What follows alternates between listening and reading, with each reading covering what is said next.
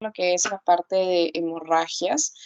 Y en primer lugar, antes de pasar en sí a los tipos de hemorragias, los tipos de sangrados y el manejo, tenemos que ver un poquito, revisar la parte de por qué se produce una hemorragia, ¿no? Nosotros sabemos que una de las causas principales de hemorragias de la vida diaria es por causa traumática, ¿no? Porque se produjo un corte, porque hubo un golpe, porque hubo una fractura, etcétera. Cualquier causa traumática que se les puede ocurrir. Sin embargo, las hemorragias no solamente van a ocurrir por estas causas traumáticas, sino que también van a tener otras etiologías.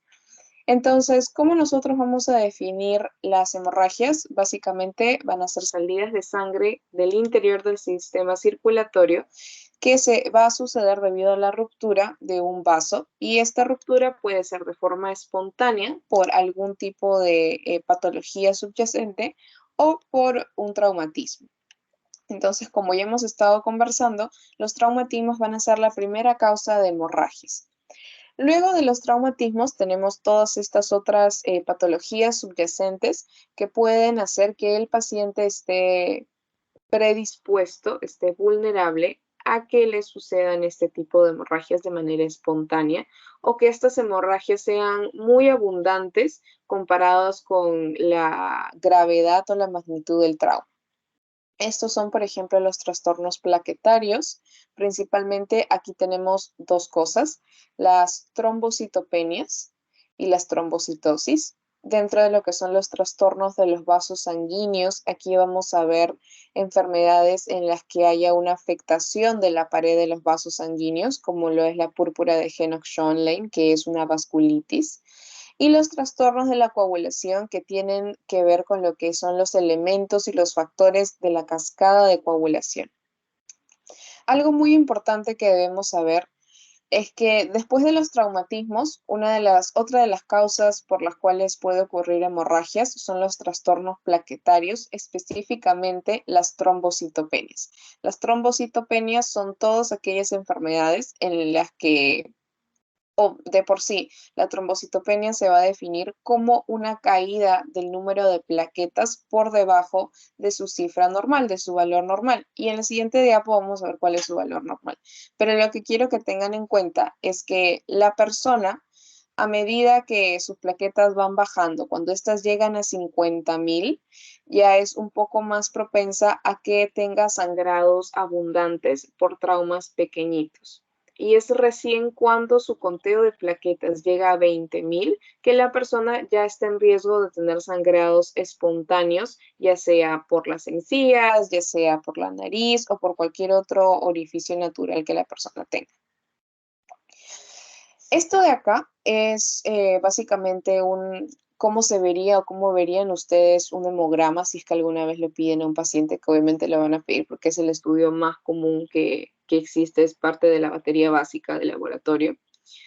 Y en este hemograma nosotros vemos todo lo que son los elementos formes de la sangre. Si nosotros, o comúnmente siempre se ha dicho, ¿no?, que la sangre está dividida en glóbulos rojos y glóbulos blancos. Bueno, los glóbulos rojos, su término médico correcto es eritrocitos, y su cantidad normal, su valor normal es entre 4.5 a 6 millones de eritrocitos por metro cúbico.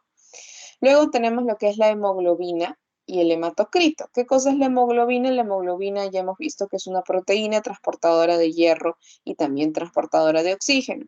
Este valor normal de la hemoglobina nosotros vemos que va a variar de acuerdo a si estamos hablando de un paciente varón o una paciente mujer. En las mujeres el valor normal de hemoglobina va entre 12 y 16 gramos por decilitro, y en cambio en el hombre es un poquito más alto, es entre 13 y 17 gramos por decilitro.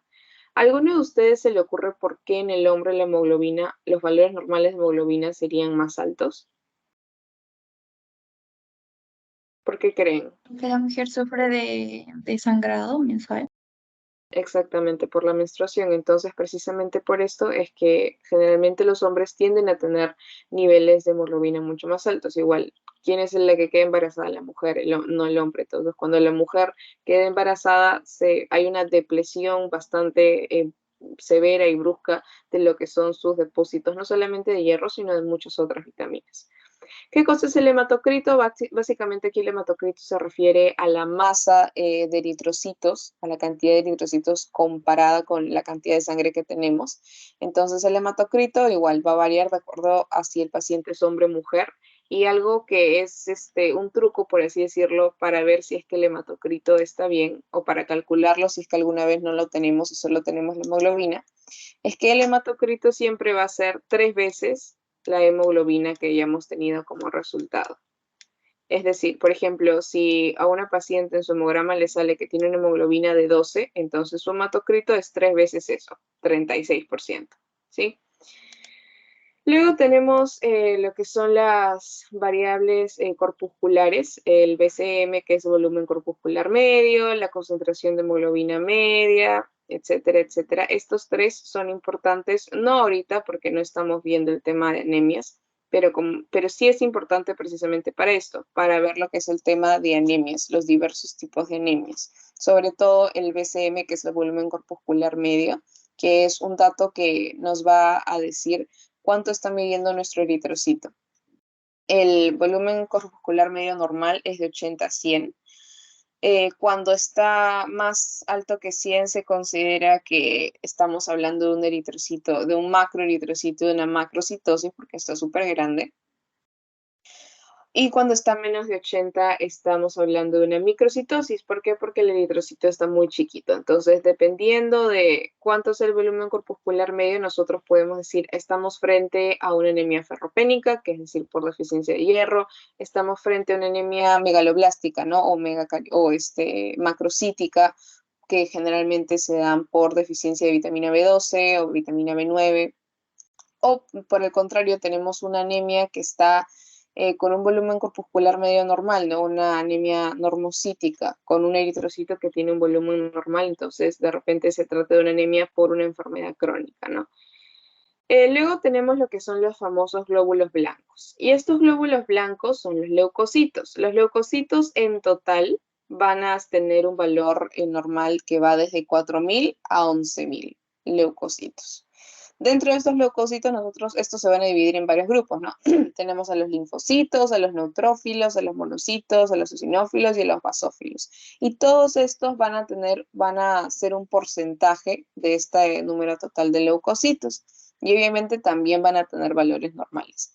Y por último, tenemos aquí a las plaquetas. Las plaquetas, su valor normal va a ir de 150.000 a 450.000 plaquetas por milímetro cúbico, ¿sí?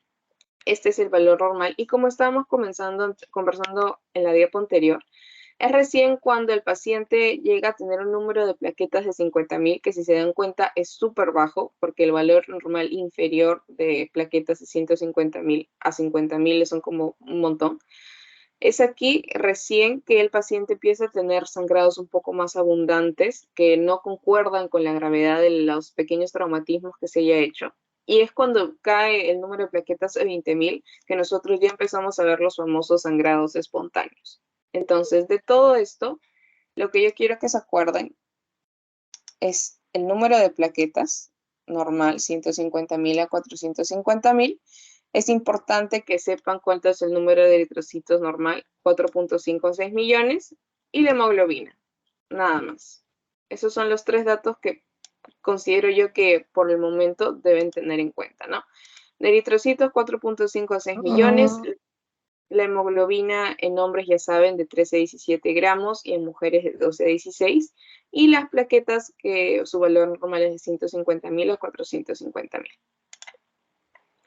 Bien, entonces vamos a empezar a hablar un poco acerca de las causas de estas hemorragias, causas no traumáticas, ojo, porque ya dijimos que una de las principales son las causas traumáticas. Y en primer lugar tenemos lo que son los trastornos plaquetarios. Entonces, dentro de esos trastornos plaquetarios, el que nos va a causar una hemorragia va a ser la trombocitopenia.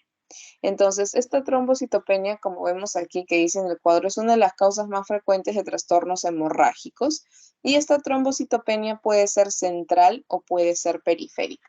Y esto es algo que tenemos que aclarar porque es un concepto muy importante. Cada vez que ustedes escuchen cualquier enfermedad de causa central, quiere decir que el problema viene en la producción, ¿sí? En este caso, en la trombocitopenia, ¿dónde se producen las plaquetas? En la médula ósea. ¿Dónde está la médula ósea? Dentro del huesito, ¿sí? Dentro de los huesos largos. Este es un hueso y acá dentro todo esto es la médula ósea. Entonces, dentro de la médula ósea es que se va a dar la producción de plaquetas. Entonces, esta trombocitopenia que nosotros vemos, ¿y qué cosa es la trombocitopenia? Una disminución en el número de plaquetas, se puede dar por origen central o periférico. Central se va a dar, como les estoy mencionando, por algún tipo de alteración a nivel del centro de producción, es decir, a nivel de la médula ósea. ¿Qué cosa puede ocurrir en la médula ósea? Puede suceder que hay una disminución en sí de la producción de plaquetas, que puede ser por fármacos como por ejemplo las tiazidas, que son un tipo de diuréticos, estrógenos, o también este fármaco que se está utilizando al inicio del COVID, ahorita no me acuerdo cómo se llama, pero ya cuando me acuerdo se los digo. Y el etanol, que es básicamente el alcohol, ¿no? Y esta trombocitopenia de origen central también puede ser por una disminución en el número de megacariocitos. Algo que tenemos que recordar y que tienen que saber desde ya es que todas las células sanguíneas van a tener a su mamá, ¿sí? A la célula precursora, a la mamá que les dio origen, que les dio vida.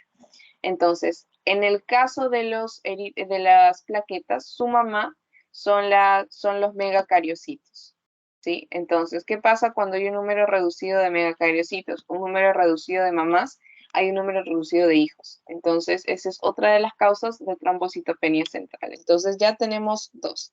Trombocitopenia central, que es por alteraciones a nivel de la médula ósea, tenemos porque disminuye la producción de plaquetas, porque la fábrica ya no está trabajando y ya no produce, o porque disminuye el número de mamás, el número de megacariocitos, entonces también disminuiría lo que es el número de hijitos, que serían las plaquetas. Y luego tenemos la trombocitopenia por origen periférico. Entonces, esta disminución, esta trombocitopenia de origen periférico se va a dar por alteraciones a nivel de la circulación sistémica, ¿sí? Ya cuando ya acá las plaquetas fueron producidas en la médula ósea y salieron de la médula ósea maduras y listas para funcionar, pero a nivel de la sangre, a nivel de la circulación periférica o sistémica, algo pasó. Entonces, a nivel periférico, ¿qué cosa puede ocurrir? Pueden ocurrir dos fenómenos, que haya un incremento de la destrucción de plaquetas, porque obviamente las células que nosotros tenemos en nuestro cuerpo no son eternas, ¿sí? Entonces, ya cuando cumplen su ciclo de vida, cuando ya se hacen viejitas, nuestro mismo cuerpo, para evitar que generen alteraciones o daños a las demás células por ya no estar funcionando bien porque ya están viejitas, las matan. ¿Y cuál es el órgano que se encarga de matar a todas las células sanguíneas viejas? El vaso, ¿sí? El vaso es el verdugo de todos los viejitos, ¿sí? ¿Cuándo es que se matan a las plaquetas porque ya se hicieron muy viejas y ya cumplieron todo su ciclo de vida? Las plaquetas se mueren más o menos y cumplen todo su ciclo a los 7 a 10 días de haber sido producidas. Este es un dato muy importante y si es que alcanza el tiempo se los podría explicar. Pero tengan en cuenta eso. Las plaquetas van a tener un tiempo de vida media de 7 a 10 días y cuando ya se hacen súper viejas van a ser destruidas en el vaso. Entonces, como les estaba comentando, las causas periféricas se van a dar por alteraciones a nivel de la circulación sistémica y se pueden dar por incremento en la destrucción o por incremento del consumo. Entonces, ¿qué cosa puede incrementar la destrucción? Cualquier factor que vaya a hacer que el vaso empiece a comer más, ¿sí? Empiece a comer más y ya no solamente se coman las plaquetas viejitas, sino que se empiece a comer a las jóvenes. Esto se puede dar por consumo de algunos fármacos como efectos adversos. También se puede dar en caso de VIH. ¿Y por qué VIH? Porque en el VIH, en el primer estadio clínico, que se conoce como estadio A, vamos a tener nosotros algo que se conoce como esplenomegalia, que justo lo tenemos aquí escrito también. Esplenomegalia. ¿Qué cosa es la esplenomegalia? Va a ser el incremento del tamaño del vaso por encima de su tamaño normal. Entonces, si es que un órgano incrementa de tamaño, o como ustedes cuando han estado chiquitos y han empezado a crecer, cualquier cosa que empieza a crecer, cualquier cosa que crece, por su tamaño le va a empezar a dar hambre y más hambre y más hambre y más hambre porque está más grande de lo normal, está creciendo. Entonces lo mismo pasa con el vaso. Como se hace grandote, como hay esplenomegalia, tiene más hambre y empieza a comer más. Entonces ya no solamente cumple su función de comerse las plaquetas viejas, sino que empieza a comerse también a las plaquetas jóvenes y a las plaquetas bebés. Entonces aquí es donde nosotros vemos el incremento de la destrucción. Y también obviamente existe un incremento de la destrucción por causas inmunitarias, ¿no? Todo en nuestro cuerpo, cada vez que nuestro cuerpo identifica algo que debe ser eliminado, va a unir a esa célula a un marcador, ¿sí? Como a una lucecita roja, como un rastreador que le va a permitir a las células que se encargan de realizar precisamente estas labores de eliminación, de identificarla a esta célula y matarla, ¿no? Por ejemplo, en este caso, por causas inmunitarias, nosotros tenemos aquí nuestra plaquetita y la van a marcar, ¿sí? Con una bandera. Entonces, cuando lleguen las células que la van a matar, o que se encargan de matar a todas las células que nuestro cuerpo ha marcado como que ya tienen que morirse, la va a matar, ¿sí? Entonces, ese vendría a ser el primer punto de causas periféricas. En segundo lugar, tenemos no solamente que estas causas periféricas de trombocitopenia se pueden dar por aumento de la destrucción, sino también por un incremento en el consumo. ¿Qué cosa puede incrementar el consumo? Aquí tenemos tres enfermedades bastante conocidas. En primer lugar, tenemos la coagulación intravascular diseminada, que ya lo habíamos conversado anteriormente. Acuérdense que la coagulación intravascular diseminada, chicos, ustedes siempre tienen que asociarla con inflamación, ¿sí? CID, coagulación intravascular diseminada, es igual a inflamación. Así que cada vez que ustedes tengan un paciente en UCI, por ejemplo, que tenga marcadores de inflamación súper altos, estén atentos porque este es un paciente que muy probablemente les haga un cuadro de coagulación intravascular diseminada. ¿Y de qué trata este cuadro?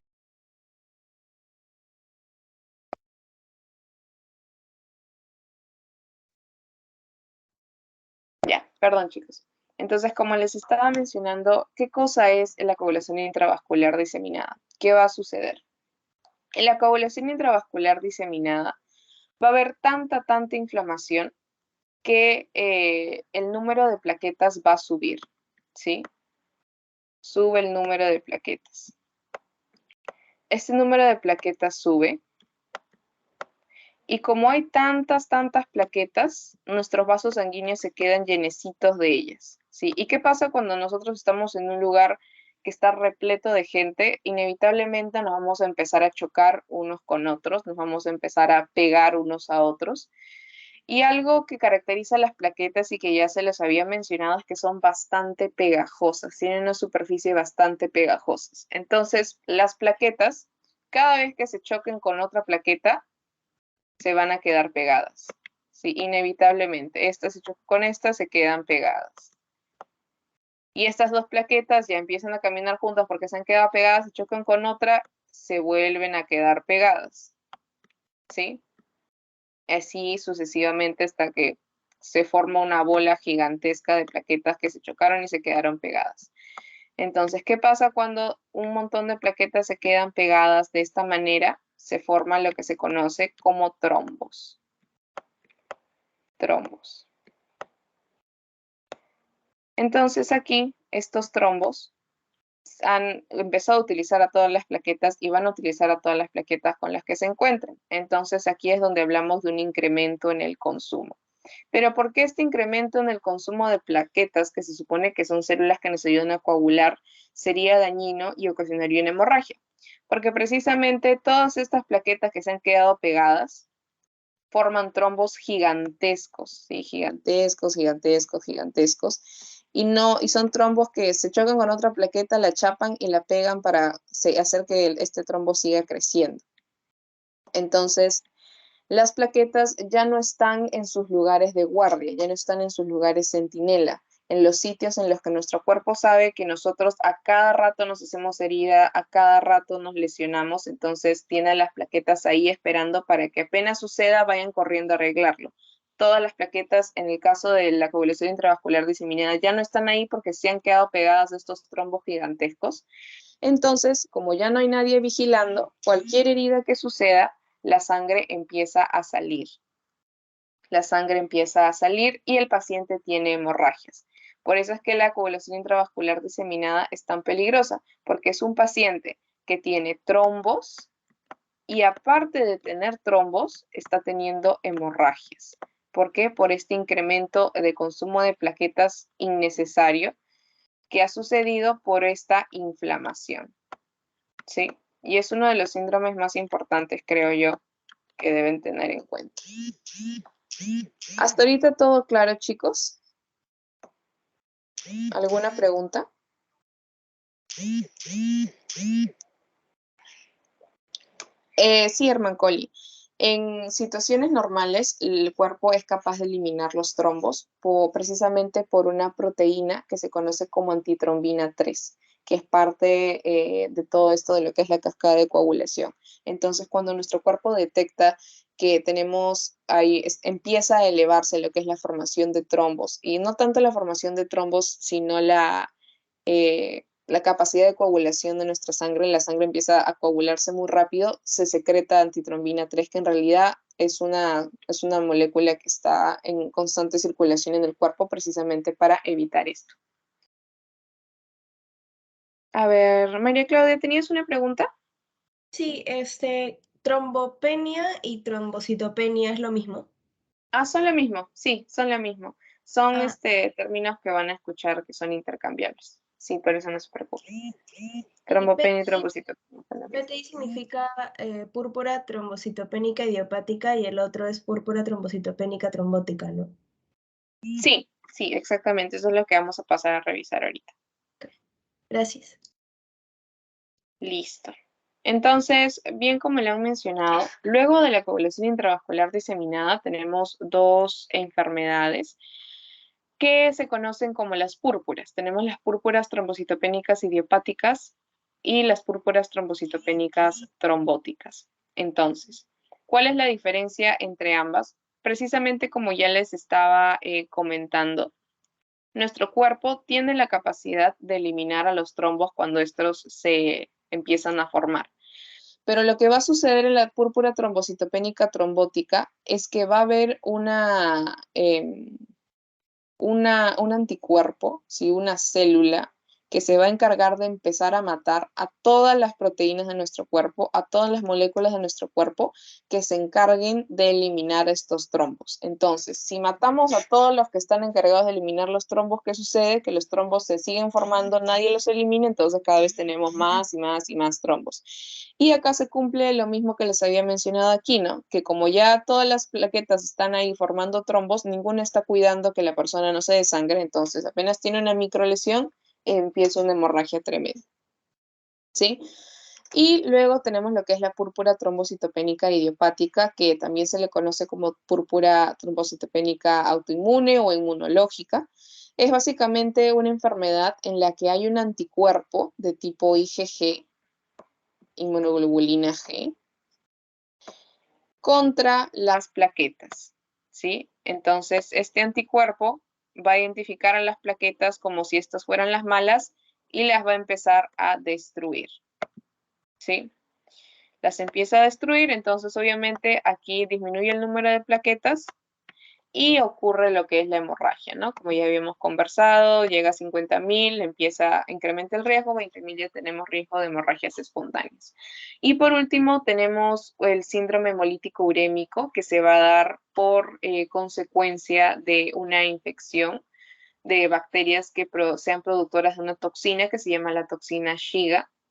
Y es esta toxina Shiga la que va a hacer que se empiecen a destruir todo lo que son los elementos formes de la sangre, ¿no?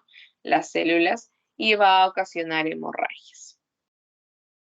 Entonces, como estábamos viendo acá, disminución del número de megacariocitos se puede dar por generalmente infiltración de la médula ósea por neoplasias, ¿sí?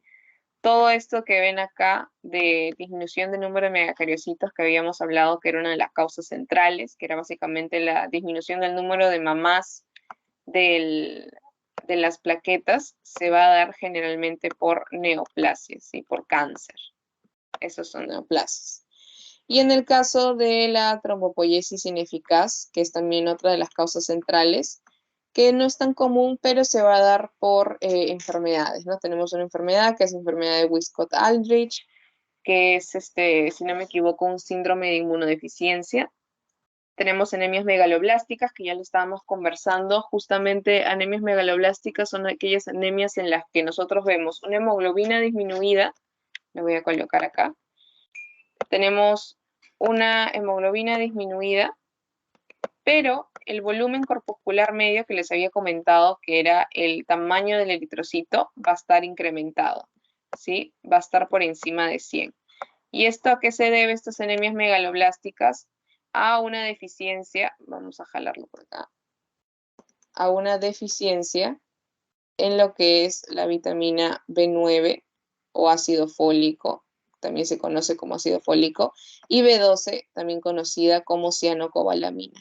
¿Y por qué una deficiencia en estas proteínas ocasionaría una trombopoiesis ineficaz? Porque estas dos vitaminas, tanto la B9 como la B12, están involucradas en lo que es el proceso de formación de células sanguíneas. Son bastante importantes. Entonces, si no tenemos el material para crear estas células sanguíneas, obviamente vamos a tener una trombopoiesis ineficaz. No va a ser una formación o una producción eficaz o una producción que nos vaya a dar el número de plaquetas que necesitamos. Y acá también entra lo que son los síndromes mielodisplásicos, que básicamente se refiere igual a neoplasias, ¿no? Neoplasias sanguíneas, la más común tenemos la leucemia. Y de leucemia tenemos un montón de tipos. ¿Hasta aquí todo claro, chicos? Sí, todo claro. Ya, perfecto. Luego vamos a pasar a ver lo que son los trastornos por defectos de la pared vascular. Aquí tenemos algunas enfermedades repetidas, como les estaba comentando anteriormente. Tenemos la púrpura trombocitopénica trombótica, que se da por un defecto, un déficit en la actividad o el ataque a una proteína bastante importante que se encarga de destruir trombos, que es la proteína ADAM-TS13. Que como ven acá es poco común, una causa poco común de hemorragias espontáneas o trombocitopenia, porque representa al menos el 5% de los casos. Tenemos el síndrome hemolítico urémico, que ya les había mencionado por la toxina Shiga, de una bacteria que es el Escherichia coli enterohemorrágico. Y otras causas tenemos, por ejemplo, el envejecimiento, los fármacos como por ejemplo las penicilinas y los corticoides, sobre todo las penicilinas. La vitamina C, que la verdad es que yo no he encontrado hasta ahorita algún paper, alguna revisión que diga la vitamina C, pero en su teoría el doctor la menciona. Y por último, la más importante de aquí es la púrpura de Henoch-Schönlein. Por favor, no se olviden, ¿sí? No se olviden. Cuando les pregunten qué patología subyacente que se da por afectación o por defectos de la pared vascular va a dar como resultado o puede dar hemorragias, la púrpura de Henoch-Schönlein. ¿Sí? Cada vez que les digan afectación de la pared vascular, hemorragias, púrpura de Henoch-Schönlein. ¿Qué cosa es la púrpura de Henoch-Schönlein? Es una enfermedad que se conoce como una vasculitis, porque va a afectar precisamente la pared del vaso sanguíneo y va a afectar las paredes de arterias de pequeño y mediano calibre, ¿sí? Y como se afecta la pared vascular, se va a dar lo que es puede darse hemorragias. Tengan en cuenta, chicos, que cuando nosotros hablamos de traumatismos que pueden ocasionar hemorragias, no solamente nos estamos refiriendo a lo obvio de me golpeé, me corté, me caí, sino que también nosotros tenemos a nuestras arterias, ¿no? Aquí tenemos a nuestra arteria.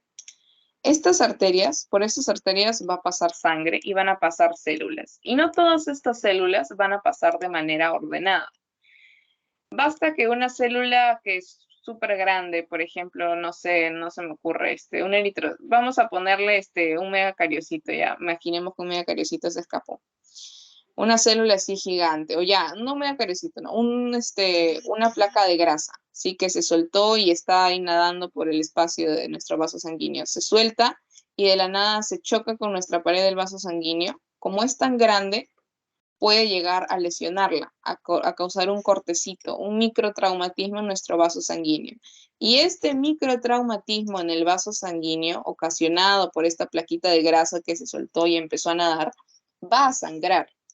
Entonces aquí, para evitar que sangre, van a llegar las plaquetas para reparar este defecto y parar el sangrado. Sí, estas son las plaquetas.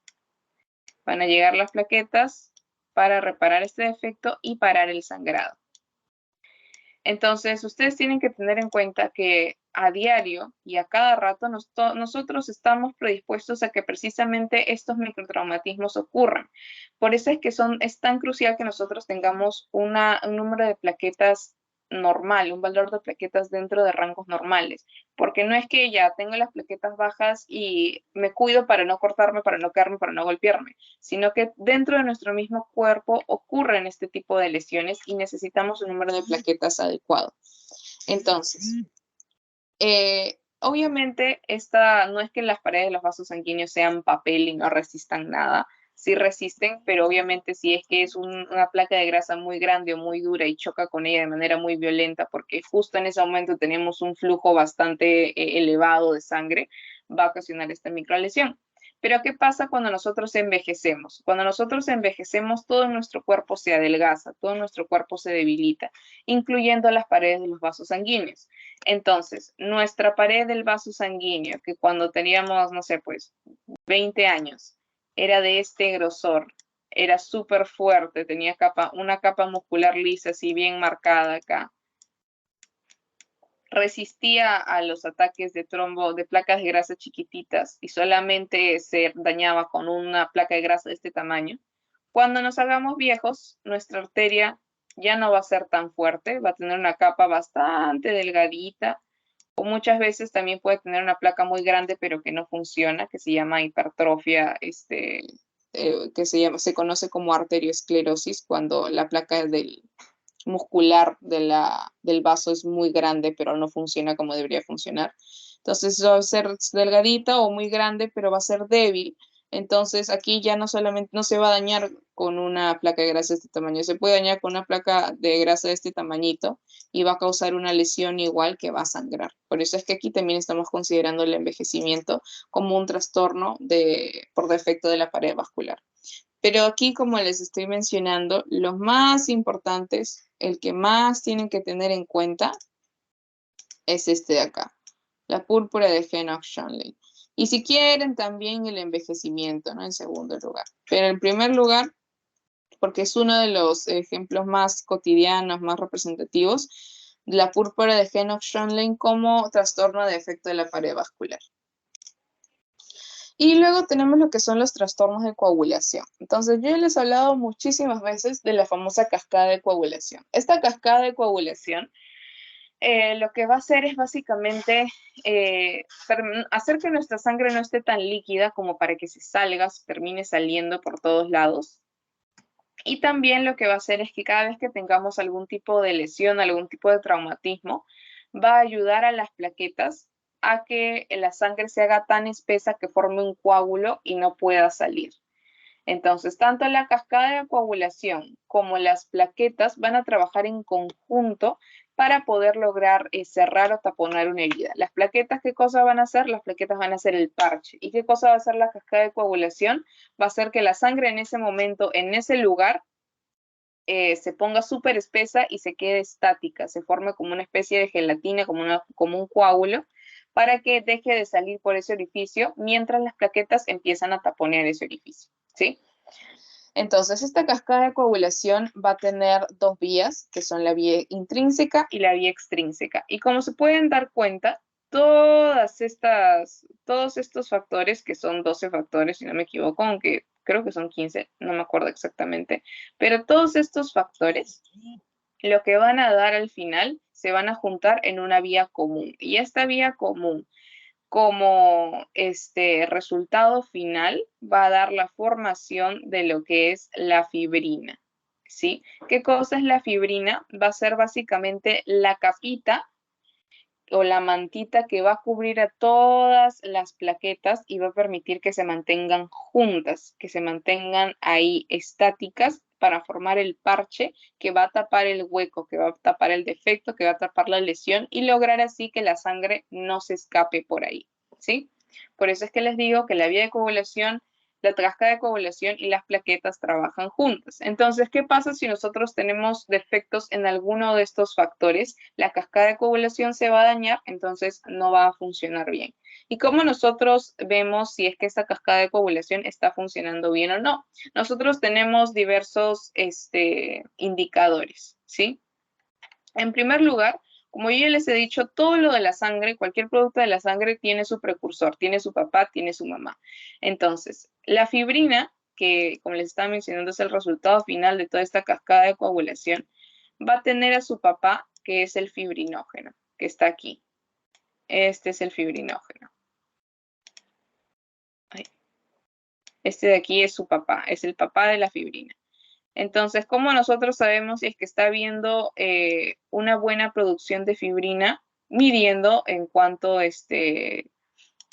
cuánto está su papá, ¿no? Cuánta cantidad de fibrinógeno tenemos. ¿Cuánto es el valor normal de fibrinógeno? De 200 a 400 miligramos por decilitro. ¿Cómo podemos ver? Otra forma de ver que la cascada de coagulación esté funcionando bien, midiendo dos cosas. El tiempo de protrombina, que nos va a dar, no nos va a decir si es que la vía extrínseca está actuando bien. El tiempo de protrombina normal es de 10 a 12.5 segundos. Y para ver o evaluar la vía intrínseca, si es que esta está funcionando bien, tenemos el tiempo de tromboplastina parcial activado, o también conocido como TTPA, que es para evaluar, como ya les he dicho, la vía intrínseca y tiene un valor normal de 20 a 40 segundos. Entonces aquí tenemos tres cosas para evaluar la cascada de coagulación. Entonces, el fibrinógeno, el tiempo de protrombina para evaluar la vía extrínseca y el tiempo de tromboplastina parcial activado o TTPA para evaluar la vía intrínseca. ¿Sí? Esto no es necesario que se lo aprendan, chicos, solamente se les estoy explicando para que podamos entender un poco mejor lo que sigue aquí, que estos sí son enfermedades que se las han mencionado. Les voy a dejar el cuadrito igual, lo tienen la diapo para que lo lean un poco más a fondo, pero básicamente estas son las dos principales enfermedades que van a causar hemorragias porque van a afectar a la cascada de coagulación. Entonces tenemos la enfermedad de von Willebrand y la hemofilia. La enfermedad de von Willebrand es una enfermedad que se va a dar ya sea por afectación del factor de von Willebrand o en su tipo más común, que es el tipo 1, por disminución del factor 8. Y como ven acá, puede ser congénita, es decir, desde el nacimiento, o adquirida, es decir, después del nacimiento, que generalmente la adquirida se da por lupus eritematoso sistémico. Toda esta enfermedad de von Willebrand lo que va a dar va a ser sangrados, pero sangrados que no son tan comunes, ¿no? Por ejemplo, sangrados otorrinolaringológicos, ¿no? Sangrados por el oído, formación bastante fácil de equimosis, ya hemos visto qué cosa es una equimosis, sangrado a nivel de las articulaciones, que ustedes en la literatura este nombre de sangrado de articulaciones lo van a encontrar como hemartros o amartros, hematomas musculares. Y en el caso de la hemofilia, lo más importante es que la hemofilia es una enfermedad ligada al cromosoma X, ¿sí? ¿Y a qué nos referimos con ligada al cromosoma X? Que el defecto genético que va a dar pie al desarrollo de esta enfermedad, de esta hemofilia, se va a encontrar en el cromosoma X. ¿Y por qué esto es tan importante? ¿Qué tipo de cromosomas tienen las mujeres y qué tipo de cromosomas tienen los hombres? ¿Alguno sabe? El de mujeres XX y el de hombre XY. Exactamente. Entonces, las mujeres tenemos cromosomas XX y los hombres tenemos cromosomas, obtienen cromosomas XY. ¿sí? Entonces, como se pueden dar cuenta, las mujeres tenemos 2 copias de los cromosomas X y los hombres solamente una. Entonces, ¿qué pasa con estas enfermedades ligadas al cromosoma X como son la hemofilia? Una de nuestras X, en el caso de las mujeres, va a estar dañada, va a ser la que tiene el defecto. Supongamos que tiene el defecto aquí en su patita. Entonces, esta X va a tener el defecto, sin embargo, tenemos una X con el defecto, una X enferma y tenemos una X sana. Entonces, ¿esto qué va a dar como resultado? Que las mujeres solamente puedan ser portadoras de la enfermedad, más no sufrirla. ¿Por qué? Porque tenemos una X enferma, pero aparte tenemos otra que compensa la función de esta X enferma. Entonces no desarrollamos la enfermedad, pero sí podemos ser portadoras. Es decir, si tenemos hijos, les vamos a pasar este defecto genético. En cambio, los hombres solamente tienen una X, que es esta. Entonces, si tienen acá el defecto y no tienen otra X para compensarlo, los hombres sí van a ser los que desarrollen la enfermedad. Esa es la importancia cuando decimos de una enfermedad ligada al cromosoma X. Las mujeres van a ser las portadoras porque tienen una X extra para compensar y los hombres van a ser quienes desarrollen la enfermedad porque solamente tienen una X, un cromosoma X. Entonces, dentro de la hemofilia tenemos lo que es la hemofilia A y la hemofilia B. Igual la hemofilia A se diferencia porque esta va a ser por deficiencias del factor 8 y la hemofilia B por deficiencia del factor 9, o también por eso es que también es llamado síndrome de Christmas, porque Christmas tiene 9 letras. Y esto va a dar igual los sangrados que no son tan usuales, no hematomas de tejidos blandos, hemartros, que como les estaba mencionando es el sangrado articular y hemorragias internas. Y por último tenemos trastornos adquiridos que, dime. Entonces, ¿la hemofilia solamente es en los hombres o también en las mujeres? No, la hemofilia, como es una enfermedad ligada al cromosoma X, las mujeres son portadoras, pero no van a sufrirla, no van a tener síntomas, no la van a desarrollar. Los hombres sí van a desarrollarla, porque no tienen un cromosoma X que compense las funciones de este cromosoma X que tienen enfermo con el defecto. Ah, ok, gracias. Listo. Entonces, como les estaba mencionando, por último tenemos lo que son los trastornos adquiridos, que son trastornos que vamos a desarrollar a lo largo de nuestra vida, que a diferencia de los congénitos, que son trastornos que nosotros, con los que ya venimos desde la vida intrauterina. Y aquí tenemos, por ejemplo, defectos por deficiencia de la vitamina K. La vitamina K es una vitamina muy importante en la cascada de coagulación porque va a ayudar a la producción de diversos factores de esta cascada de coagulación, como son el factor 2, el factor 7, el factor 9 y el factor 10, y también otras proteínas que son las proteínas C y S, que también forman parte de la cascada de coagulación. Tenemos lo que son las hepatopatías o enfermedades hepáticas, porque el hígado va a ser el sitio en donde se producen todos estos factores de coagulación. Entonces, si el sitio de producción está mal, no vamos a tener una producción deficiente de factores de coagulación o vamos a tener una producción de factores de coagulación que no funcionan como deberían funcionar. Luego tenemos la coagulación intravascular diseminada, que ya hemos visto de qué se trata, y también lo que son transfusiones masivas, porque a veces las transfusiones masivas, cuando se le da mucha sangre al paciente, el mismo cuerpo dice, no, ya no quiero nada, y lo empieza a destruir. Y aquí tenemos las manifestaciones de la coagulación intravascular diseminada, que ya hemos conversado hace un ratito. Y ahora sí, chicos, vamos a pasar a la parte de clasificación de las hemorragias en sí. Ya hemos visto toda la parte de etiología, entonces ahora vamos a ver la clasificación. Entonces, estas hemorragias se van a clasificar. Dime. ¿Dijiste que el CIT era el déficit de fibrinógeno o el que producía el déficit del fibrinógeno?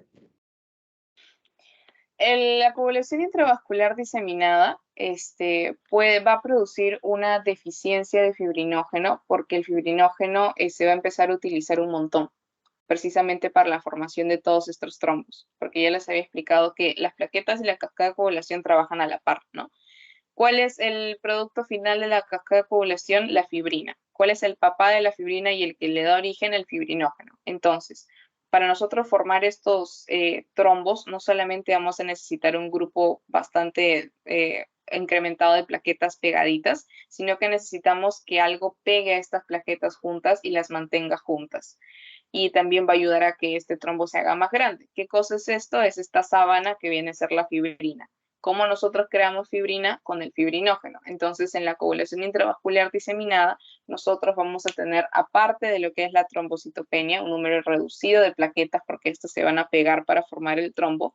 También vamos a tener un número, o mejor dicho, un valor reducido de fibrinógeno, porque este fibrinógeno se va a empezar a degradar para formar a su hija, que es la fibrina, y que este trombo se quede junto y también siga creciendo. Por eso es que aquí, como ves, dentro de lo que es la coagulación intravascular diseminada, tenemos una deficiencia de fibrinógeno aparte de la trombocitopenia. Entonces, por ambos lados es que nosotros tendríamos el riesgo de que este paciente sangre. Ok, gracias, Ale. Ale, Listo. Dime.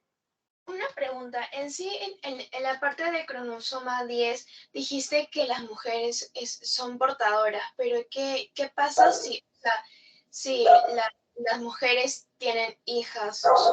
¿Sus hijas son portadoras también o no? Ajá, sí. Mujeres. Así, sí, solamente serían portadoras, porque como les estoy explicando, todas las enfermedades ligadas al cromosoma X, no es 10, cromosoma X, son enfermedades en las que la mujer va a ser simplemente la portadora, no va a tener síntomas, o si llega a tener algunos síntomas son súper leves, imperceptibles, porque como les digo, tiene otra X para compensarlo, y los hombres van a ser los que vayan a cargar, aparte de cargar el defecto, van a ser quienes sufran de la enfermedad. Entonces, si una mujer que tiene este defecto de la hemofilia tiene hijas, sus hijas van a ser portadoras, pero sus hijos varones van a sufrir la enfermedad aparte de ser portadores. Ok, gracias. Listo. Entonces, como les estaba mencionando, dime. Yo tengo una pregunta. En el caso de que el papá sea también hemofílico y la mamá sea portadora, ¿es posible que las hijas sean hemofílicas? O tengo No, entendido que se mueren, ¿no? Fallecen. no. Lo que pasa es que, como les estoy diciendo, las enfermedades ligadas al X, así el papá también sea hemofílico y ambos padres tengan lo que es la presencia de este defecto de hemofilia, la hija va a ser portadora. Lo que sucede, lo que podría suceder en este caso, si es que justo ambos padres tienen el defecto, la hija, aparte de ser portadora, lo que puede tener es que puede manifestar síntomas muy, muy leves de la enfermedad, pero no va a desarrollar la enfermedad en sí como si la desarrollaría un hombre, porque Y en como el te digo, caso de que tiene tenga la síndrome compensación de del otro. ¿Ah?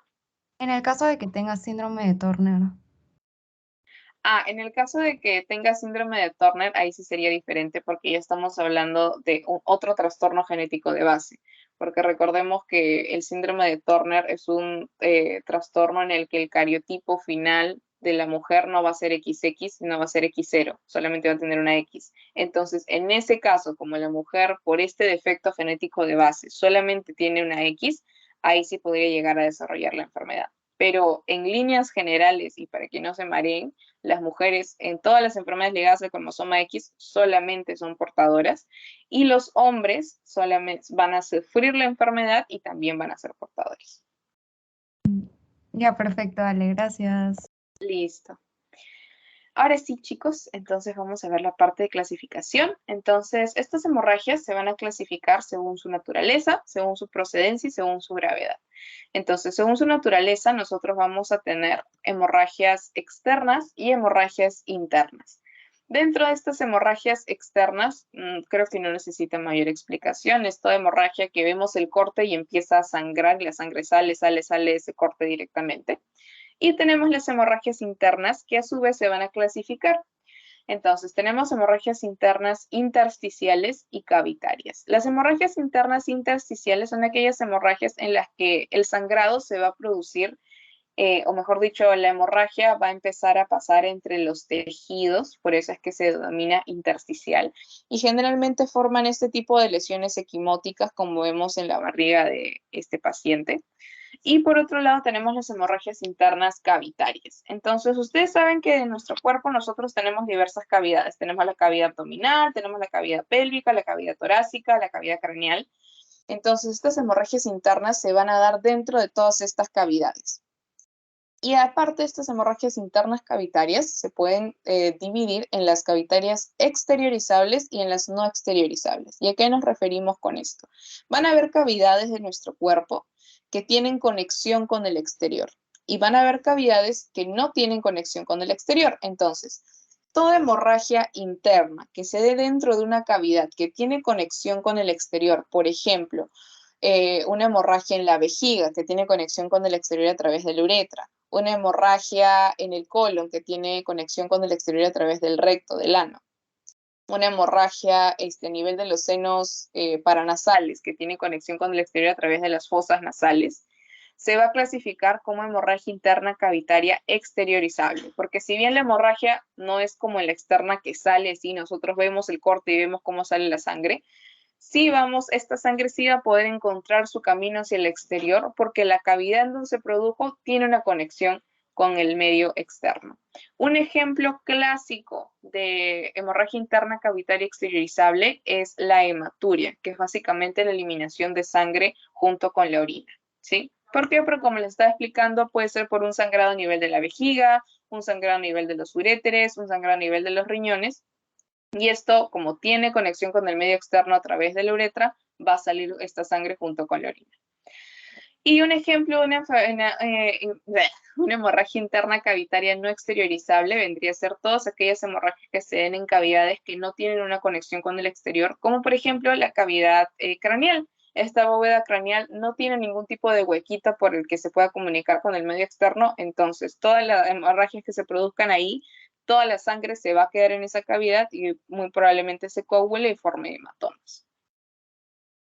Según su procedencia, ya hemos visto millones de veces las diferencias entre lo que es una hemorragia de origen arterial, venosa y capilar. Recuerden los colores: arterial rojo brillante, rojo carmín, venosa es más o menos un rojo vino, la venosa es abundante, sale en un patrón de napa, en sábana, también conocido así, y la hemorragia arterial sale con un patrón pulsátil, al ritmo del pulso, ¿no? Y obviamente nos va a ocasionar todas estas lesiones diferentes. Recuerden que las hemorragias capilares, cuando se dan de manera interna, forman una lesión que se conoce como petequias, que es una lesión punteada, rojita, como ven acá en la imagen, y cuando se pueden ocasionar también tanto las hemorragias, más que nada las venosas, pueden ocasionar equimosis, y las hemorragias arteriales generalmente cuando no se exteriorizan van a formar lo que son los hematomas. Recuerden la diferencia entre una equimosis y un hematoma.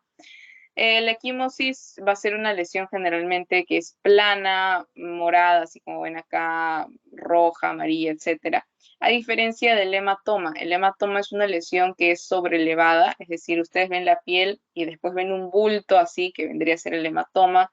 Es bastante dolorosa y generalmente va a requerir que este sea drenado. Y según la gravedad, nosotros vamos a tener hemorragias leves, hemorragias moderadas, graves y muy graves o severas, que van a estar determinadas por la cantidad de sangre que estamos perdiendo. En las hemorragias leves tenemos una pérdida sanguínea de menos de 500 mililitros o 0.5 litros. En las moderadas la pérdida es de 0.5 a 1 litro. En las graves la pérdida es más de 1 litro, y en las que son muy graves o severas ya la pérdida supera los 1.5 litros o hasta a veces llega a los 3 litros. ¿Cuál va a ser la diferencia entre estas? ¿Cuándo es que nosotros o cuándo es que el paciente empieza a presentar síntomas generales? Entonces, de todos estos 4 estadios, es recién en las hemorragias graves, en las que hay una pérdida de más de 1 litro de sangre, que el paciente empieza a mostrar signos y síntomas generales que están relacionados con el shock hipovolémico. ¿Alguno se acuerda qué era el shock hipovolémico, chicos? Pérdida masiva de sangre. Exactamente, es un shock que se va a dar por pérdida de volumen. ¿Y cuál era la causa número 1 de pérdida de volumen? El shock hipovolémico, ¿sí? ¿Cuáles son los signos principales del shock hipovolémico? Y esto también es importante. Se van a elevar ambas frecuencias, acuérdense de eso. Se va a elevar la frecuencia respiratoria, la frecuencia cardíaca, y la presión cae, ¿sí? Y si cae la presión, también cae el gasto cardíaco. Esto es lo principal para que ustedes lo puedan identificar súper rápido. ¿Qué pasa en el shock hipovolémico? Suben las frecuencias, sube frecuencia cardíaca y sube frecuencia respiratoria, y cae la presión arterial. ¿Sí? Tengan eso en cuenta. Hay taquicardia y taquipnea porque suben las frecuencias y hay hipotensión porque cae la presión arterial. Y ese es uno de los signos de estos tres. El más sensible para detectar el inicio de shock hipovolémico es la caída de la presión arterial. También tenemos otras manifestaciones, como es la oliguria, disminuye la cantidad de veces que la persona quiere ir al baño, la cantidad de producción y eliminación de orina. Ahí baja la temperatura porque obviamente estamos perdiendo sangre y ustedes saben que la sangre no solamente tiene función de transportar cositas, sino que también lo que va a hacer es mantener la temperatura corporal normal. Pues el paciente, si es que está despierto, va a empezar a estar súper agitado, súper irritable.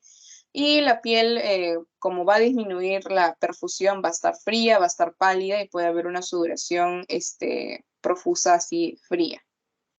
Ya lo habíamos revisado cuando vimos la parte de politraumatizados.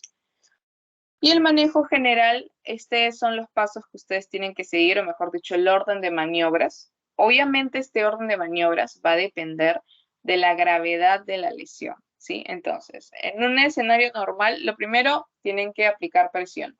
Si esto no sucede, si es que con la presión, aplicando presión, no pasa la hemorragia, van a elevar el miembro. Y obviamente siguen aplicando presión. Y si aplicando presión y elevando el miembro no pasa, lo que van a hacer es comprimir la arteria que irriga a esa zona, ¿no? Si es que es el brazo, comprimen la arteria braquial. Si es que es la pierna, comprimen la arteria femoral. Si es que es a nivel del pecho, por ejemplo, o en el hombro, comprimen la arteria subclavia, etc. Acá están todos los sitios o puntos de presión que ustedes podrían utilizar al momento de una hemorragia. Y pasamos al último punto del manejo, que vendría a ser el torniquete. El torniquete, chicos, siempre va a ser una técnica que vamos a utilizar cuando hay un fallo de las técnicas anteriores, es decir, ya hicimos presión, ya elevamos el miembro, ya presionamos la arteria, pero no para, entonces ahí recién nosotros decimos, allá voy a usar un torniquete. Los únicos escenarios en los que nosotros podríamos utilizar un torniquete como primera medida es cuando el paciente ha tenido una amputación traumática de miembro y obviamente va a estar sangrando un montón, o cuando ha habido liberación de un miembro que ha estado aplastado por más de 30 minutos. Solamente en estos dos escenarios es que nosotros vamos a utilizar el torniquete de inicio. En todos los demás lo vamos a utilizar cuando todas las medidas anteriores que acabamos de ver fallen. ¿Qué cosa necesitamos para realizarlo? Necesitamos un objeto blando aproximadamente 5 o 6 centímetros, necesitamos vendas o algún tipo de tela que podemos utilizar, necesitamos un palito. ¿Y cómo se aplica? El torniquete se tiene que aplicar solamente en miembros de hueso único. ¿A qué me refiero? Extremidades en las que solamente haya un hueso. Por ejemplo, en el brazo lo podemos aplicar porque aquí solamente tenemos el húmero. En la pierna, en el muslo lo podemos aplicar porque solamente tenemos ahí el fémur. Pero, por ejemplo, no lo podemos aplicar en la pierna porque ahí tenemos dos huesos. Tenemos la tibia y el peroné. No lo podemos aplicar en el antebrazo tampoco porque ahí tenemos el radio y el cúbito. Entonces, eso es algo que tienen que tener en cuenta. Solamente en miembros de hueso único. Se va a colocar por encima de la herida, ¿sí? No abajo de la herida, porque hay gente que cuando lo coloca y no sabe, lo coloca así, no encima de la herida. O sea, encima tenemos acá la herida y ahí ponemos el torniquete, no. Tenemos aquí la herida, entonces más arribita colocamos el torniquete. Es decir, tenemos acá la pierna. Ya, tenemos acá la herida. Entonces, el torniquete lo vamos a colocar aquí, a este nivel, por encima de la herida, ¿sí? No acá ni acá. Y obviamente el torniquete no puede tocar los bordes de la herida. Eso es algo que también tienen que tener en cuenta. Entonces, cuando colocamos, cuando han fallado todas las técnicas anteriores o cuando el paciente tenía una amputación traumática o liberación de un miembro que ha estado aplastado por más de 30 minutos. Necesitamos un objeto blando de 5 o 6 centímetros, vendas o una tela, y se va a aplicar solamente en miembros de hueso único, por encima de la herida y sin tocar los bordes de esta herida. Como ven acá, estos son los pasos que ustedes tienen que seguir y que se los dejo para que lo puedan leer. Les recomiendo que busquen videos, la verdad, para que creo que son más demostrativos que simplemente estar leyendo un paso a paso, para que aprendan porque siempre es útil. En TikTok incluso hay videos buenos. Este es un diagrama de flujo que básicamente resume las maniobras, el manejo que hemos estado discutiendo hasta ahorita. La compresión directa, la elevación del miembro, la compresión de arteria y al final, como ven, el torniquete siempre y el traslado. Las hemorragias internas, chicos, no va a ser algo que ustedes puedan manejar a nivel prehospitalario. Esto sí o sí va a requerir un manejo en un centro ya más avanzado, en un hospital, porque estos pacientes tienen alto riesgo de shock hipovolémico, que otra vez se los repito, vamos a encontrar las frecuencias incrementadas, taquicardia y taquipnia, y la presión disminuida, hipotensión. Y lo único que podemos nosotros hacer a nivel prehospitalario es colocarlo en posición de shock. ¿Qué cosa es la posición de shock? El paciente está tirado en el piso, entonces lo abrigamos, elevamos las piernas, que los pies estén más altos que su cabeza. Tenemos que quitarle la ropa apretada, no le podemos dar nada de beber ni nada de comer, por más que nos diga que tenga sed, y tenemos que trasladarlo de inmediato porque se considera que este paciente es un paciente crítico que muy probablemente vaya a tener que entrar a sala de cirugía a quirófano. Y ahorita, ¿hasta ahorita tienen alguna pregunta, chicos, antes de pasar a los tipos de hemorragias y especiales? Sí, ¿Alguna duda? ¿por qué Dime. no pueden ni comer ni beber? ¿Cuál es el motivo? Porque son pacientes que están en shock y son pacientes muy inestables. Entonces, no tenemos la seguridad de que le damos de comer, le damos de beber y se atragante o la comida en lugar de irse por el esófago se vaya por la tráquea y generemos una neumonía por aspiración. Y también por el hecho de, como es una hemorragia interna, son pacientes que van a tener que sí o sí muchas veces entrar a quirófano. Y a quirófano, ustedes si alguna vez los han operado o algunos de sus familiares o amigos los han operado, deben saber que a los pacientes se les pide que vengan con un número determinado de horas de ayuno. ¿Por qué? Porque cuando nosotros colocamos la anestesia, colocamos relajantes musculares.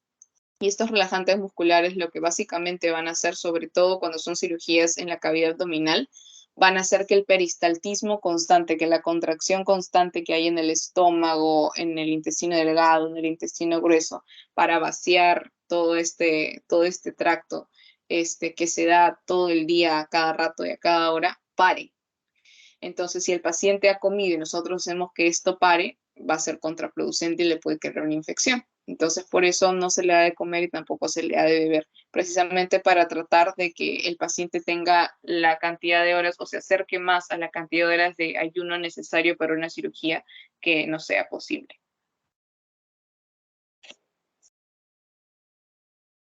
No sé si te respondí la duda. Sí, todo claro. Vale, gracias. Listo. Entonces, ahora vamos a pasar rapidito a ver las partes, o mejor dicho, las hemorragias así que tienen nombre propio. Y en primer lugar tenemos la otorragia. La otorragia básicamente nos vamos a referir aquí a cualquier hemorragia del conducto auditivo. Esto se puede dar por golpes fuertes, pero generalmente la otorragia la vamos a ver, aparte de por traumatismos, también las vamos a ver cuando hay traumatismos encefalocranianos o TEC, que es uno de los temas que nos toca hacer próximamente.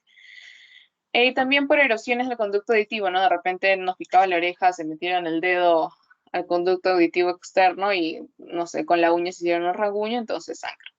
¿Cuál es el tratamiento aquí? No es taponearlo, lo único que se debe hacer es poner a la persona en posición lateral, ¿no? Que el oído que está sangrando esté para abajo y movilizar a la persona en bloque, sobre todo cuando vemos que hay hemorragia del conducto auditivo o otorragia en un paciente que está, por ejemplo, en un choque automovilístico, que haya tenido un traumatismo encefalocraniano. En el caso del epistaxis, esta es la famosa hemorragia por la nariz, se puede dar por rupturas de pequeños vasos porque nos sonamos muy fuerte o nos sonamos constantemente. Algunas veces también este epistaxis se puede dar por hipertensión arterial, por golpes directos también, que es bastante frecuente. Aquí, ¿qué cosa es lo que tenemos que hacer? El paciente tenemos que hacer que se incline para adelante. Tenemos que realizar presión aquí a nivel del tabique nasal por 4 a 5 minutos. Aplicar un poco de hielo porque ustedes saben que el frío genera vasoconstricción, entonces esto puede cortar la hemorragia. En su teoría les ponen introducir gasas. En realidad, en las guías ya no se recomienda esto de introducir gasas cuando un paciente tiene epistaxis. Simplemente se recomienda sentarlo y posicionarlo un poco con la cabeza inclinada hacia adelante y la presión, eso sí, en el tabique nasal. Y esperar, porque generalmente cuando son por hipertensión o por ruptura de un vaso pequeñito, por un golpe que se dio, esto llega a pasar, llega a ceder espontáneamente. Pero si es que nosotros vemos que llevamos 5 minutos con presión y el sangrado no ha disminuido, sino que se ha hecho más abundante, ahí sí tendríamos que trasladar al paciente. Luego tenemos lo que es la gingivorragia, que es básicamente la hemorragia a nivel de las encías. Esta se da por inflamación, por gingivitis, por cualquier proceso odontológico que se les pueda ocurrir, o también por carencia de algunas vitaminas. Y no hay ningún tratamiento específico, ¿no? Generalmente la consulta de gingivorragia es diferida cuando el paciente va a su consulta con el odontólogo o cuando va a la consulta con medicina interna, ¿no? Es algo que se comenta. Y luego tenemos dos tipos de hemorragia que son, que es bastante común, que vendría a ser la hemoptisis y la hematemesis, ¿sí? Que esta pregunta les vino en el pasito. Y no se preocupen a los que respondieron bien, a los que marcaron, porque creo que puse como respuesta correcta hematemesis y no era hematemesis. Entonces, puede parecer que es lo mismo, pero en realidad son cosas diferentes. Entonces, tanto la hematemesis como la hemoptisis van a ser sangrados que van a salir por la boca. ¿Cuál es la diferencia entre ambos? La primera diferencia es que la hematemesis, el sangrado, que es sangrado por la boca, va a salir con el vómito, ¿sí? En cambio, la hemoptisis va a salir con la tos. Esa es la primera diferencia. La segunda diferencia es que la hematemesis va a ser un sangrado que sale por la boca con el vómito que procede del tracto gastrointestinal alto. Sí, esto es importante, el tracto gastrointestinal alto. Y en cambio la hemoptisis es un sangrado que sale por la boca con la tos que procede del pulmón, del árbol respiratorio. Sí, esa es la segunda diferencia. Otra diferencia es que el color de la sangre en la hemoptisis va a ser rojo, pero va a tener burbujas, ¿sí? Porque viene del pulmón. ¿Qué cosa hay en el pulmón? Aire, entonces por eso hay burbujas. Y la hematemesis, que viene con el vómito del tracto gastrointestinal alto, va a tener restos alimenticios que muchas veces ustedes los van a encontrar descritos como pozos de café, ¿sí? Entonces, ¿cuál es la diferencia? Hemoptisis y hematemesis, ambas salen por la boca. Hemoptisis sale junto con la tos, proviene del pulmón y la sangre que sale va a tener burbujas por el aire. La hematemesis sale por la boca, pero viene del tracto gastrointestinal alto, sale con el vómito y va a tener restos alimenticios, también conocidos como pozos de café. ¿Qué cosa es el tracto gastrointestinal alto? Va a ser todas las estructuras del tracto gastrointestinal que se encuentren por encima de un reparo anatómico que se conoce como ángulo de Treitz, que si no me equivoco se va a encontrar a nivel de la cuarta porción del duodeno, que es el duodeno es la primera porción del intestino delgado, ¿sí? Entonces, todo lo que se encuentre por encima del ángulo de Treitz va a ser considerado tracto gastrointestinal alto y de ahí es donde va a provenir lo que es la hematemesis y el sangrado va a salir por la boca. ¿Qué cosa es lo que se hace en este caso, en estos pacientes? En ambos es traslado al hospital porque nosotros no sabemos cuál es el origen o qué cosa es lo que está causando tanto la hemoptisis como la hematemesis, ¿sí? Aquí no es que nosotros los podamos atender a nivel prehospitalario. Luego tenemos lo que es la rectorragia, la melena y la hematuria. Vamos a empezar por la hematuria, que si se encuentran estos tres iguales traslado hospitalario, no son cosas que nosotros podemos tratar a nivel ambulatorio. La hematuria, como les estaba diciendo, es sangre en la orina. Esta hematuria puede ser microscópica, es decir, que el sangrado solamente va a ser evidente cuando nosotros analicemos la orina del paciente en el microscopio. Y también puede haber una hematuria macroscópica, es decir, que nosotros vemos la muestra de sangre, la vemos roja y nosotros decimos, este paciente está sangrando. Sí, esa es la diferencia entre una hematuria microscópica y macroscópica. ¿Cuál es la principal causa de hematuria microscópica, o a veces macroscópica si es que es muy grande? El cólico nefrítico. El cólico nefrítico, sobre todo el cólico nefrítico que se va a dar por la presencia, o mejor dicho, la salida de lo que son los cálculos renales, ¿sí? Cálculos renales. ¿Cuál es la clínica de un paciente que tiene un cólico nefrítico por cálculos renales? Va a ser un paciente, sobre todo esto se da en hombres, ¿ya? Porque hay mayor incidencia en ellos. Es un paciente que va a llegar y que les va a decir, me duele la zona, me duele acá, en la parte baja de la espalda, que ustedes saben que el riñón se va a encontrar en lo que es la fosa, las fosas, los flancos, mejor dicho, los flancos tanto el derecho como izquierdo. Entonces les va a decir, me duele aquí, que es el flanco, y es el derecho el izquierdo. Cuando nosotros hagamos una maniobra que se llama puño percusión lumbar, que es golpear en ese punto con nuestro puño levemente, obviamente no le va a meter un puñetazo, le va a doler, y eso se conoce como puño percusión lumbar positiva. Y nos va a decir que este dolor que siente en la espalda no solamente va a estar ahí localizado, sino que es un dolor que se va a ir hacia los genitales. En el caso de las mujeres, va a ser un dolor que se va a los labios mayores, y en el caso de los hombres es un dolor que se va a lo que es el pene, y también algunas veces puede sentirse hasta en el escroto. Entonces es un dolor muy característico. Como se dan cuenta, no solamente localizado en el flanco, sino que se va a irradiar a los genitales.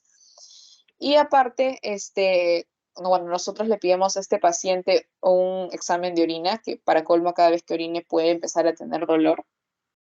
Cuando nosotros analicemos esta orina al microscopio, nosotros vamos a encontrar restos de muchas veces oxalato de calcio, que es el componente que forma estos cálculos renales. Va a estar súper elevado el oxalato de calcio. Entonces aquí con todo esto, oxalato de calcio elevado en el análisis de orina, una puño percusión lumbar positiva, un paciente que me dice que le duele en el flanco derecho izquierdo y que este dolor se irradia en los genitales, entonces ya tenemos cólico nefrítico por cálculos renales, ¿sí?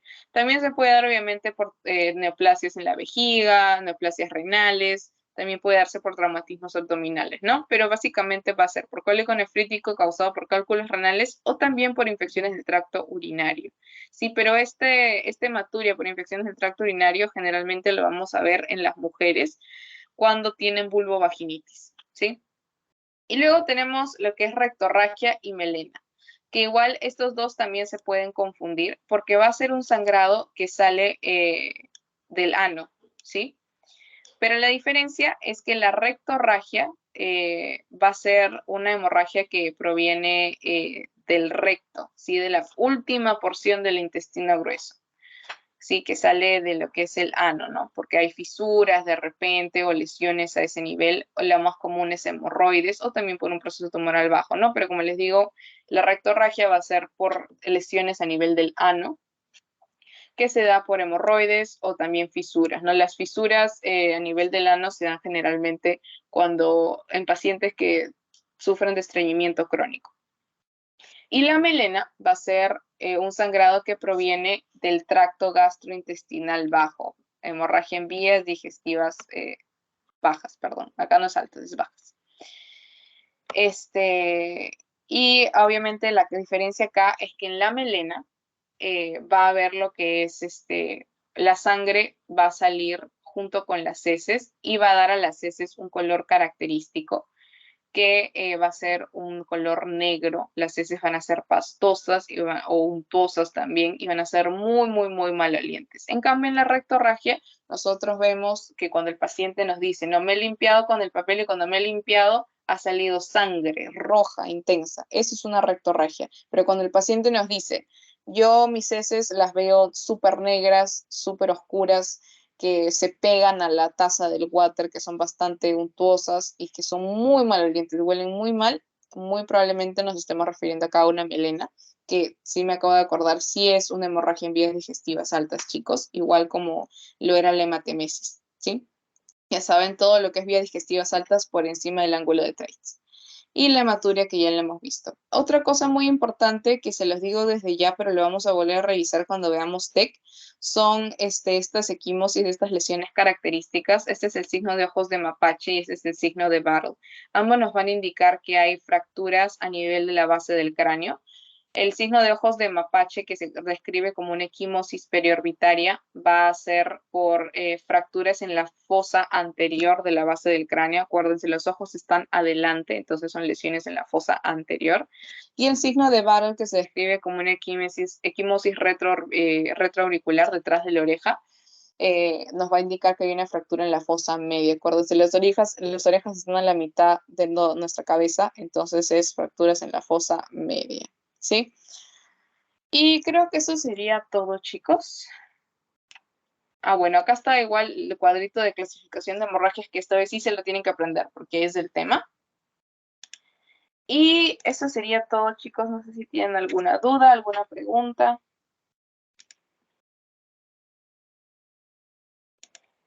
Algo que quieran. ¿Y tú? Dime. ¿Y tú? Y tú es infección del tracto urinario. Ok, gracias. Listo. ¿Alguna otra pregunta, chicos? Sí, yo tengo una pregunta. En el caso Dime. de que sea una fractura a nivel de la base del cráneo, es como una lesión en la cavidad craneal, ¿no? O sea, se puede Claro. clasificar así. Pero en el PPT salía de que podía como que provocar también una otorragia. En el caso de que pase eso, ya no sería como la parte de intersticial, o sea, la división de que ya no sería tipo no exteriorizable, sino se convertiría en exteriorizable. Lo que pasa es que las otorragias que se dan por traumatismos encefalocranianos no se van a dar por el traumatismo en la base, o mejor dicho, el traumatismo de la base del cráneo en sí, de la bóveda craneal, sino que se van a dar porque cuando vemos fracturas, ustedes van a ver que las fracturas no solamente se trata de la ruptura del hueso, sino que cuando este hueso se rompe va a dañar estructuras adyacentes, estructuras cercanas.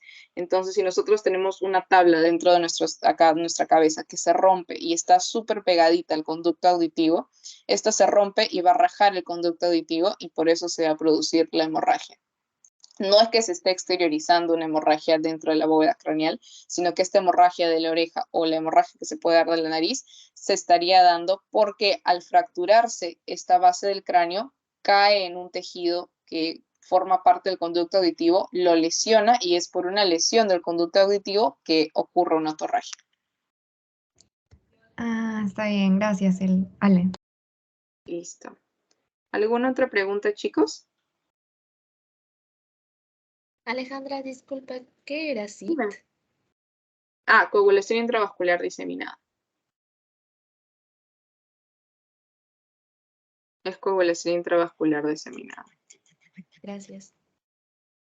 Listo. ¿Alguna otra pregunta, chicos? ¿Alguna otra duda? ¿Intraseminado o no? Intravascular diseminada. Ok, gracias. Listo. Bien, creo que ya no hay más preguntas, chicos. Igual ya saben que si durante la semana tienen algo que no les haya quedado muy claro, me lo pueden hacer llegar. Les voy a estar pasando vamos a detener esto.